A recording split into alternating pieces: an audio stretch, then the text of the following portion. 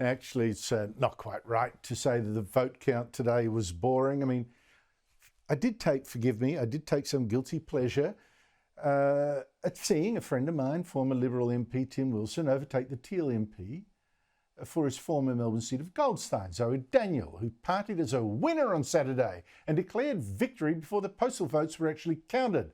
Votes that swung so hard to Wilson that it's a near certain winner now. So enjoy Daniel's hubris. It's been a hard campaign, team. Yeah! But in Goldstein, hope wins. The Liberal Party threw everything at us, guys. Woo! Everything. And we are standing here to celebrate.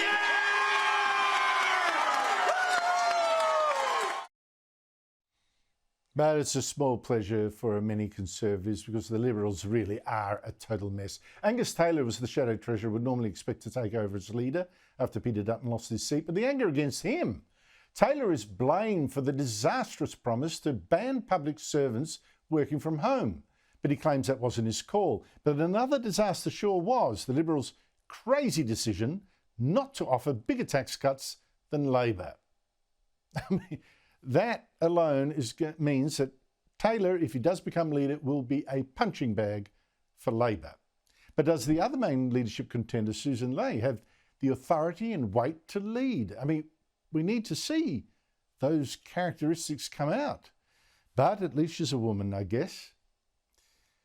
But there's today more revelations about that policy disaster that helped to cause this Liberal catastrophe. Joining me is Claire Armstrong, National Political Editor of the Herald Sun and the Daily Telegraph. Claire, thank you so much for your time.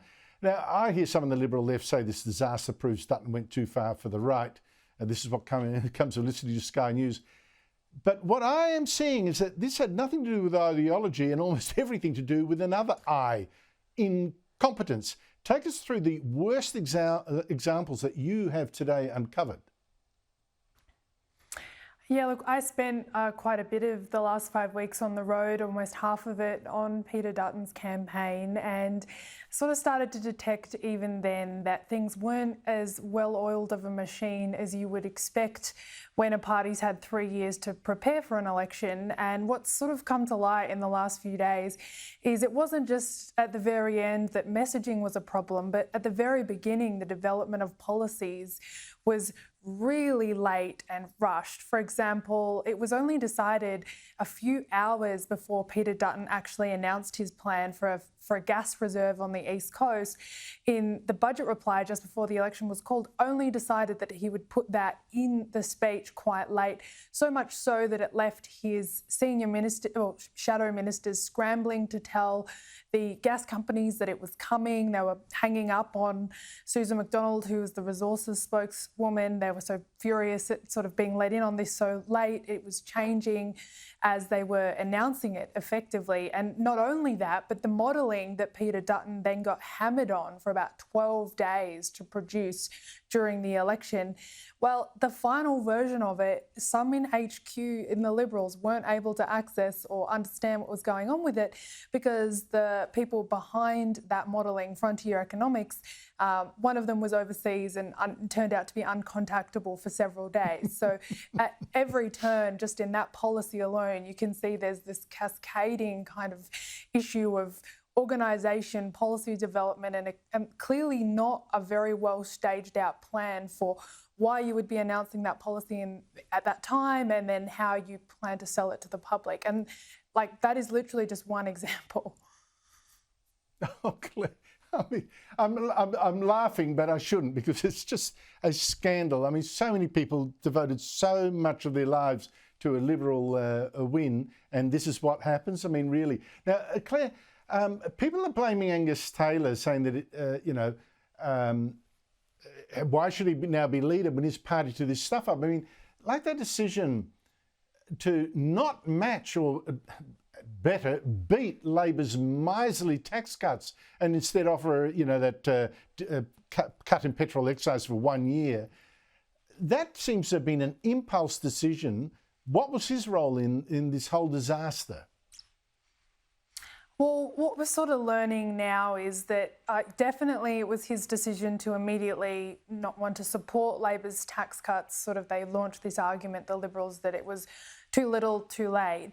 But then the delay in actually coming up with their own version, this temporary tax offset, essentially allowed Labor to cast the Liberals as being in favour of higher taxes. So in terms of that timing between saying you weren't going to support Labor and then coming up with your own plan, definitely Angus Taylor had a seat at that table.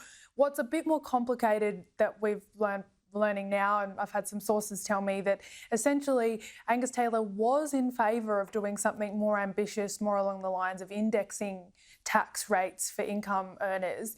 But essentially it was actually Mr Dutton and the people around him that got cold feet there, and ultimately that idea was scrapped within sort of 48 hours of the Liberal launch, and the idea of a temporary offset came into the play. But, you know, that's just another example where there clearly wasn't the staging and the thinking through of policy development. You kind of have to wonder what was going on for 3 years.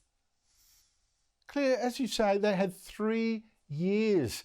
And it's not a surprise this election was held now. There was only one more week it could have been held before that was it. I mean, to act like it came out of the blue, it's stunning. Good heavens, policy. But from what you just said there, who's most to blame? Is it Dutton himself? Was he a control freak that just simply got it wrong? I don't think it's right to cast Dutton as a control freak exactly. It's pretty clear that he ran a very tight ship. He had a very loyal, small team around him that he implicitly trusted.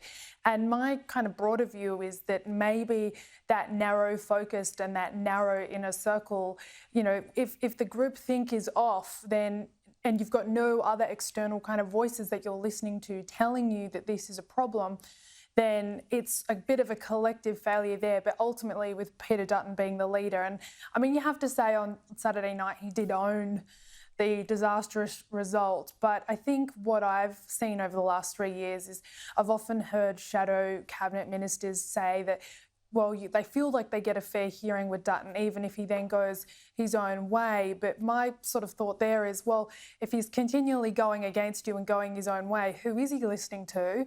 It sounds like it's, you know, his chief of staff, his comms director, some of those people in his inner circle in the party and in the parliament, and that maybe all of their read on what the situation was off. I mean, overall, I would say this was an election that they felt they could win by letting Labor lose, and unfortunately they didn't factor in that Labor is quite a good campaigning machine, and they essentially just ran them down. Oh, look, what a ridiculous strategy, though, just relying on someone else to flop instead of grabbing it. Claire, look, what you just described in your office is so different to how Bob Hawke ran and did it really well. He had professional grumps in his office, you know, Peter Barron and Jeff Walsh and people like that who were just, they didn't put up with any bull, and if they didn't like an idea, they'd say so. And he had a healthy enough ego to be able to cope with it, and it just worked brilliantly. Claire Armstrong, great story in the papers today. Thank you so much for your time.